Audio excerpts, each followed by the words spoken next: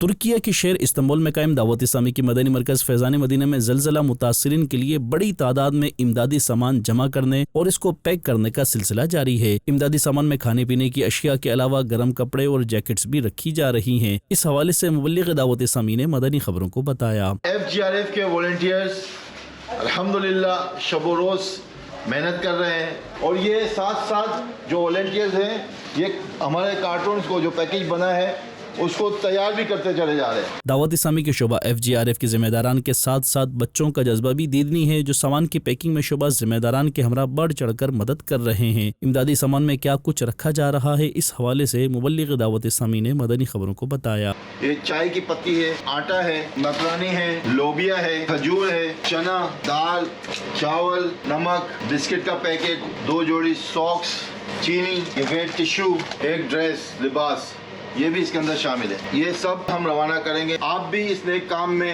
FGRF کا ساتھ دیجئے۔ آپ FGRF کے ذمہ داران سے رابطہ کر کے اس نیک کام میں اپنا حصہ ڈال سکتے ہیں انشاءاللہ الکریم۔ سینکڑوں کی تعداد میں پیک ہونے والے یہ کارٹن ایک کنٹینر کے ذریعے زلزلے سے متاثرہ علاقوں میں روانہ کیے جائیں گے، جہاں زلزلہ متاثرین میں اس کی تقسیم کا سلسلہ ہوگا۔